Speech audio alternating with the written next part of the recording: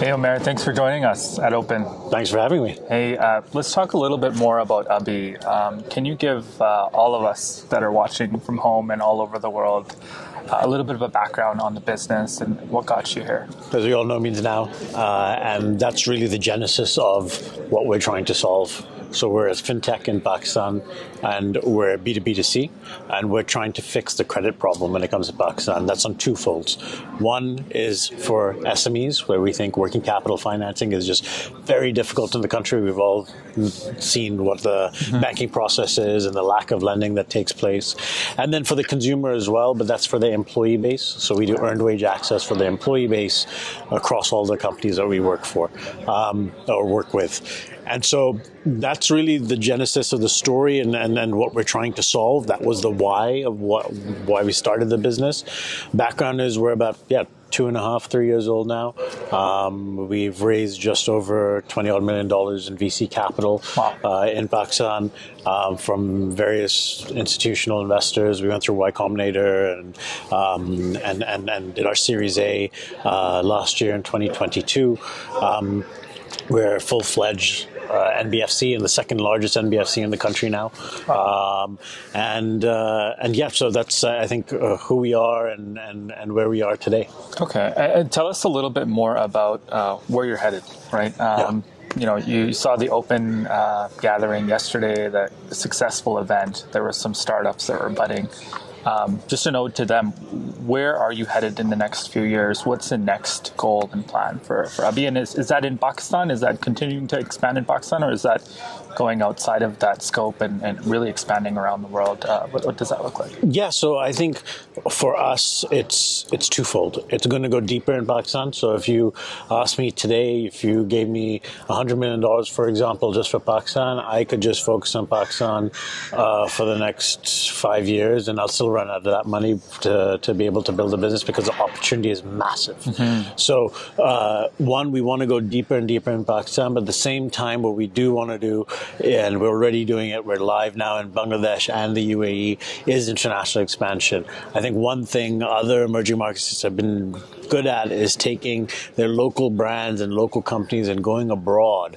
And really, if you think about it, how many Pakistani companies have been able to successfully do that? Right. And so we want to be one of those brands that steps out and do what TCS, Wipro, Infosys of India, for example, did for software services. We want to do the same thing for financial services. So we want to be the fintech which started in Pakistan and taking our brand abroad into peripheral markets for us to continue to grow our geographic presence. And if I can just kind of latch on that, what do you feel like is the biggest challenge and the biggest opportunity in that next step? So twofold. Challenge is funding.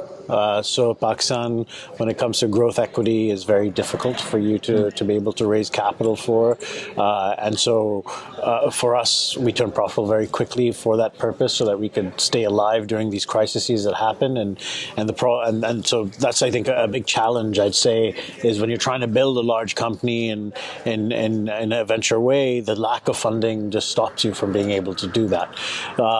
The opportunity of it is your ability to have a very low cost base to be able to enter other countries and keep your kind of majority of your cost base back home in Pakistan while generating in revenues in stronger currencies. And so that's really what we're doing, and we're able to defeat competition a lot of the time just with that, because for us to break even is a lot lower barrier comparatively to someone who is setting up fully in another country with their staff, etc., and all that. So yeah, that's, I'd say, the challenge and the opportunity that's there. Especially in an emerging market like Pakistan, right? It's ripe for innovation and entrepreneurship and entrepreneurs like yourself to just thrive, right? And build scaling teams that are 100%. Truly global.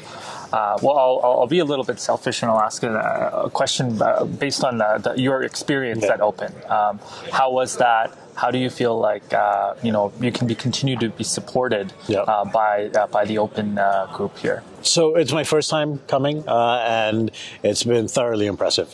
One, just the caliber of people at the event, from which can make you feel humble very, very quickly. The multiple exit founders that are there at the conference. The ambassador for Pakistan, who has kind of came and spoke before our panel, and so.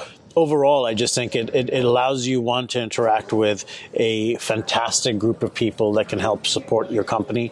And second, I'd say, is for people you can learn from as well, to really take on to say, okay, this is the next step of your journey. I think you should always try and be the dumbest person in the room when you're in a place like this, because there's so much you can absorb from people who are much smarter than you and built things which have had great outcomes. So yeah, it's been a fantastic experience, and I would love to just keep on coming back.